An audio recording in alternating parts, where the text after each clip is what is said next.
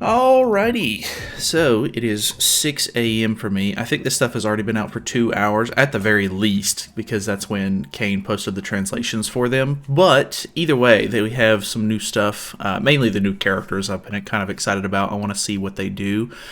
So we're looking at a little bit of the JP patch notes here. Let me go ahead and translate this page.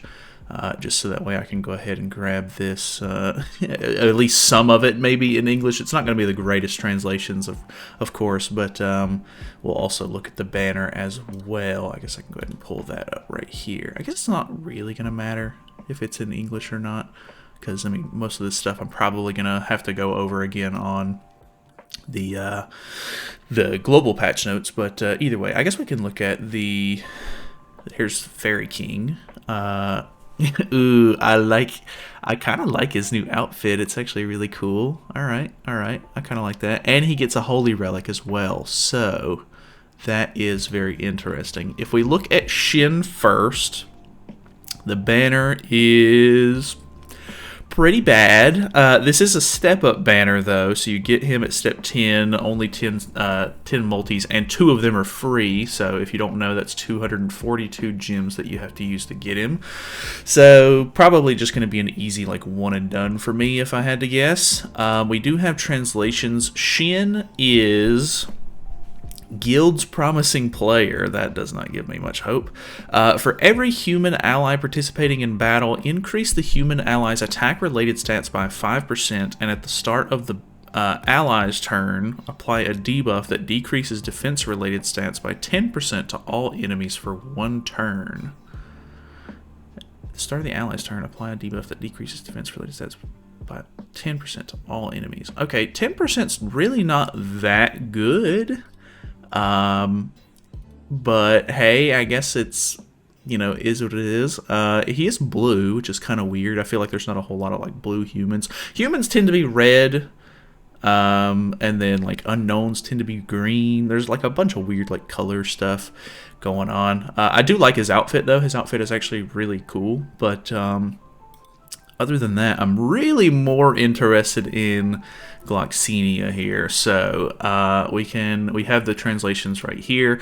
Obviously, take some of these translations with a little bit of a grain of salt because it's just one guy doing these. I mean, he definitely is very accurate for the most part, but sometimes there's like a couple of weird things here or there that sort of don't get translated quite correctly, mainly just because like this is even the day before they get it on JP, so they can't even test if some of this stuff is completely 100% accurate. So do take it with a little bit of a grain of salt. We'll be getting this stuff on Tuesday for global, so I normally don't worry about it too much when it hits JP, but whenever it comes on global, I can read the actual like 100% translated stuff. But either way, shout out to Kane, of course, for the translations in general. And let's look at this thing. So passive, the King Virtue.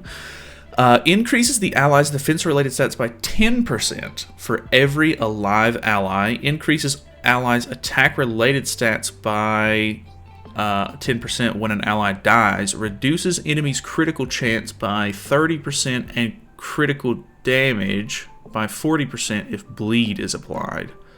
So, okay, it was definitely not an insanely high... like 140% or whatever if you have all allies on the field. So if I'm not mistaken, somebody did point out that this passive actually does work in the back, which is very, very interesting. I'm not 100% sure on that, but I actually don't think there's a way that I can look without opening up the game, and I don't have it open at the moment.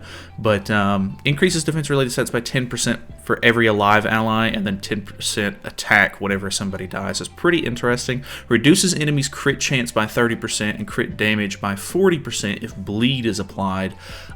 That's pretty interesting. I wonder if that is going to, like, depending on how relevant this character actually is, the Goddess team could kind of hop back into the meta a little bit because obviously they can't be stat lowered, and you could cleanse off the bleed, so it's not really going to be too big of a deal against them. Probably just going to be another character to help sort of like add some options to the meta. There's obviously like already stuff in the meta that could, keep this sort of in check at the moment.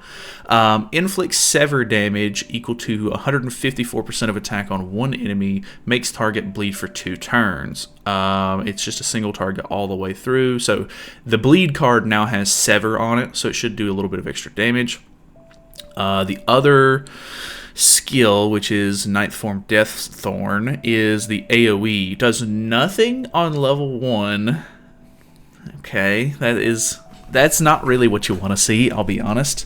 Even if it was disables buff cards on level 1 and then disables attack on level 2, like, come on, man. Doing nothing on level 1 is actually pretty bad. That actually makes this character so much worse. I hate to say it, but it really does. Inflicts damage equal to 132% of attack on all enemies. Disables attack and buff skills for 1 turn. So, I mean, that could help a little bit with, countering the Margaret cleanse. But for the most part, I mean, at this being a level 2, you're either going to have to run Gother or you're going to have to get lucky. And it's only for 1 turn. So, you're not going to be able to keep her away from cleansing forever. The ultimate is now going to be applies debuff that decreases all stats by 30% for 2 turns to all enemies and inflicts ruin damage equal to 840%. So this actually did get translated right the first time, which is kind of interesting. And then the Holy Relic is Guntra's Spear. In PvP, for every fairy race ally participating in battle, increases fairy race allies' basic stats by 5%. Also, for every debuff applied to the enemy, increases fairy race critical chance by 5% and critical damage by 10%. Max of 4 stacks. So as long as everybody has I guess, most of the time PvP's 3v3, so you're going to have to put at least 1 debuff on everybody plus 1 extra debuff. So that's actually not very hard to achieve if you're running either the newer green Elaine or even the blue Elaine that puts on the shock debuff. Wouldn't be very hard to sort of immediately get the debuff sort of maxed out for this. So I do like the fact that it's designed to help fairy race. The fact that it's PvP only is a little disappointing. I have to say, I am not as thrilled about the character now. I mean, I didn't want him to be insanely crazy broken like the first translation we got, but I definitely was hoping for something maybe a little bit better. Obviously, too soon to tell, of course. Like, I'm definitely going to make him as soon as he drops and very interestingly try him out. I'm sure there's going to be some cool stuff that you can do with him. But, yeah, I don't know. I'm a little more disappointed. Mainly the fact that he doesn't do anything on rank 1 with the AoE. That is incredibly bad. That sucks, actually. So, not a big fan of that, but I guess it is what it is. Out of curiosity, that's literally it. Okay, so, all right. I was expecting maybe a little bit more out of this patch, but we literally just have Shin, Gloxinia, and then they have a village donation event. I think our village donations events actually run on a separate schedule than theirs do. They have a battle event, improved of memory box obtain.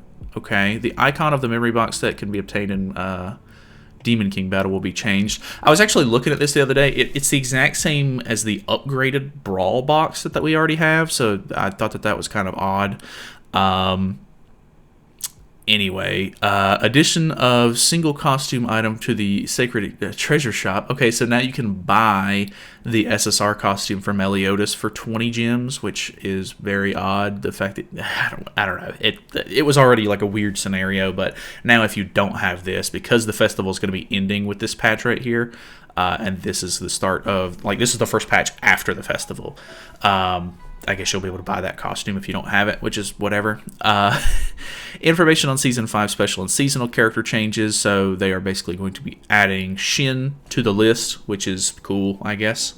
So he's going to be in for week 2. And I don't know. There's always some weird glitch where on Monday for us, between the time of a new character coming out and like the previous banners and stuff like that ending, which I don't think it'll work this time, considering that Well, I don't know. I don't know exactly how the glitch works, but either way, it's like a weird thing where everybody ends up getting a 10% all stats increase for no reason, which makes it a little bit easier. And then change in schedule for January event Hawk Pass. So who cares? Yeah, I don't know. I'm not as excited about this, I'll be honest. I actually thought that it was going to be maybe a bit better, and it kind of needed to be. Gloxinia is a really bad character, the green one.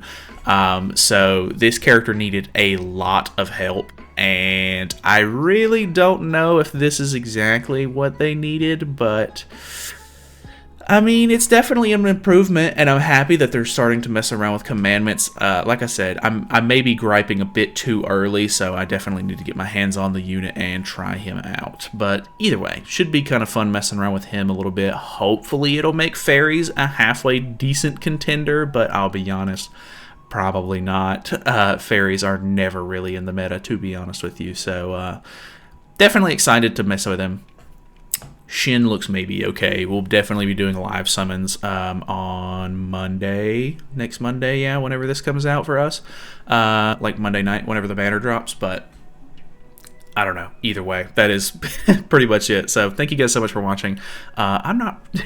I'm feeling a little conflicted, man. I don't know if it was worth waking up this early for this. But either way, have a great day. Let me know your thoughts and opinions, of course. I will, talk to you later. Subscribe.